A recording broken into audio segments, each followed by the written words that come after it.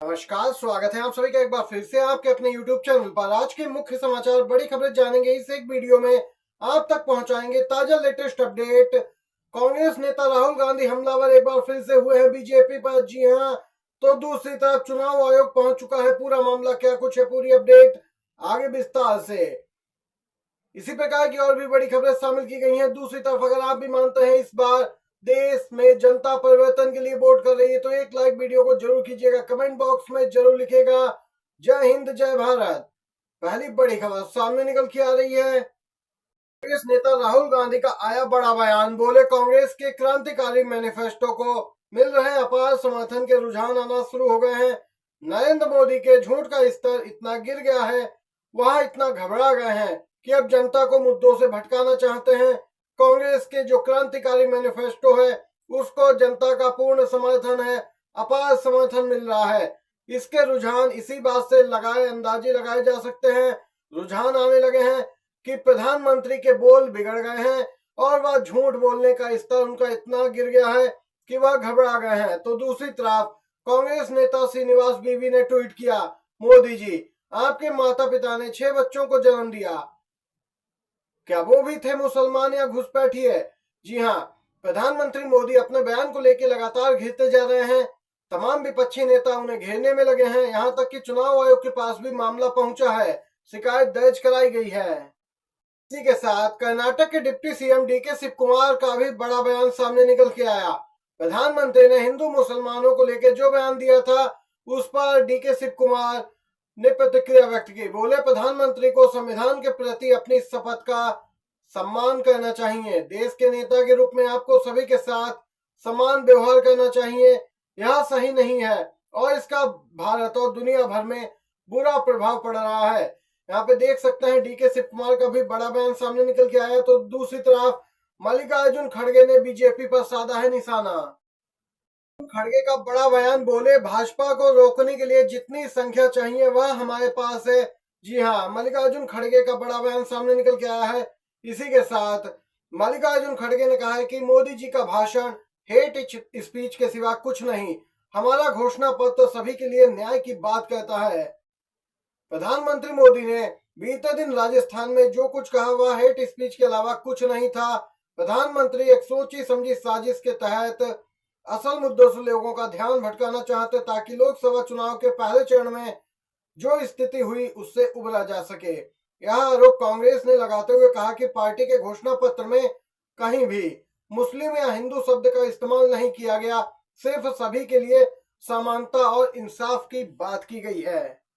दूसरी तरफ आपको बताते चले, रविवार को प्रधानमंत्री मोदी ने राजस्थान में एक चुनावी रैली में दावा किया था कि कांग्रेस का घोषणा पत्र कहता है कि सत्ता में आने पर वे महिलाओं के मंगलसूत्र छीनकर बांट देंगे। उन्होंने पूर्व पीएम मनमोहन सिंह के बयान को भी तोड़ मरोड़ के पेश करते हुए उन्होंने कहा था कि देश के संसाधनों पर पहला अधिकार मुस्लिमों का है, जबकि पूर्व पीएम मनमोहन सिंह के आधे अधूरे बयान को यहाँ पे बताया, पूरा बयान नहीं बताया और प्रधानमंत्री लोगों को गुमराह करने में लगे हैं। देख सकते हैं बीजेपी के नेता किस कदर डरे सहमे हैं। ये यहाँ पे मल्लिकार्जुन खड़गे ने बड़ी बात कही है। खबर को लेकर आपकी क्या कुछ राय है? आप लोग मल्लिकार्जुन खड़गे की बातों से सहमत हैं या नहीं, जरूर बताइए अपनी भी राय। इसी के साथ अगली खबर की ओर चलते हैं। पूर्व सीएम उद्धव ठाकरे ने दे दी है चुनाव आयोग को खुली चुनौती। बोले, पहले चुनाव आयोग मोदी साहब पर कार्रवाई करे तब पार्टी सॉन्ग से हिंदू भवानी हटाएंगे। उद्धव ठाकरे का बड़ा बयान। आप सभी को बताते चलें, क्या चुनाव आयोग उद्धव ठाकरे की शिवसेना के थीम सॉन्ग से हिंदू और भवानी शब्द हटवाने के लिए प्रधानमंत्री और अमित शाह के खिलाफ कार्रवाई कर सकता है? ये सवाल उठ रहा है। उद्धव ठाकरे ने तो कम से कम यही सवाल उठाकर चुनाव आयोग के सामने मुश्किल हालात पैदा कर दिए। उन्होंने तो साफ कह दिया कि वह चुनाव आयोग के निर्देश का पालन नहीं करेंगे। आप सभी को बताते चले मामला क्या कुछ है। ठाकरे की शिवसेना ने एक अपना पार्टी का थीम सॉन्ग बनाया 2024 के चुनाव के लिए। इस सॉन्ग में भवानी और हिंदू शब्दों के इस्तेमाल पर नोटिस जारी किया गया था चुनाव आयोग द्वारा। इसको लेकर उद्धव ठाकरे ने प्रेस कॉन्फ्रेंस कर कहा कि उनकी पार्टी जय भवानी जय शिवाजी का नारा शुरू से लगाती रही है और थीम सॉन्ग में इसका इस्तेमाल वोट मांगने के लिए नहीं किया गया।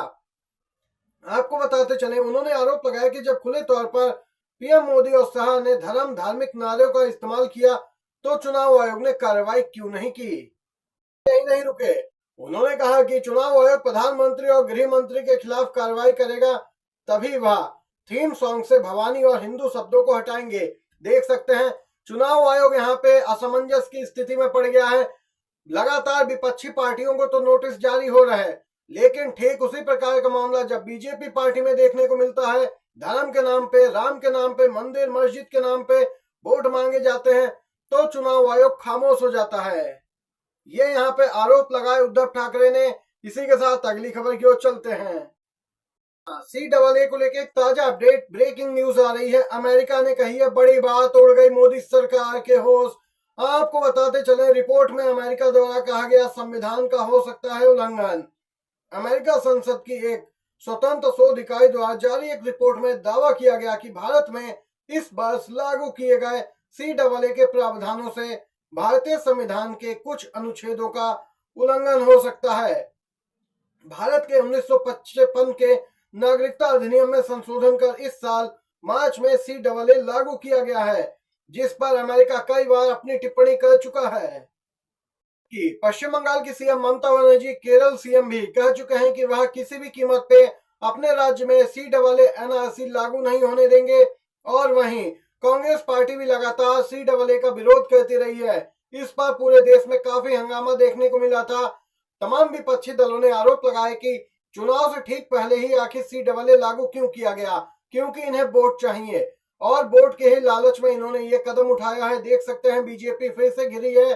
अमेरिका ने बड़ी रिपोर्ट जारी की है जिसमें यहाँ पे संविधान को खतरा बताया है CAA से और कहा कि कुछ अनुच्छेदों का उल्लंघन हो सकता है।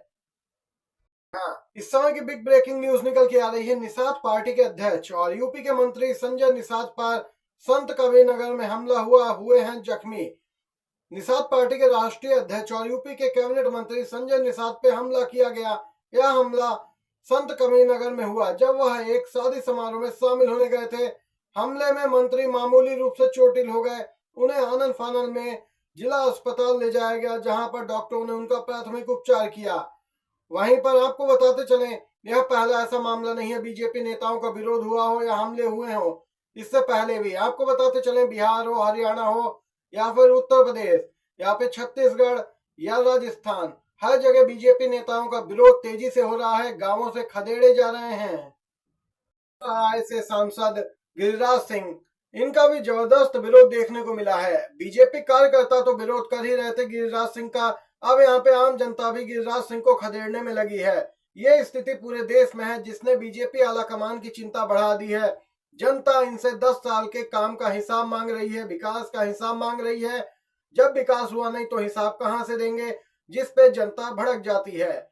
ये आज की सभी बड़ी खबरें, मुख्य समाचार थे जो आप तक पहुंचाए। वीडियो पसंद आया हो तो लाइक कीजिएगा, शेयर कीजिएगा। आप सभी का बहुत बहुत धन्यवाद।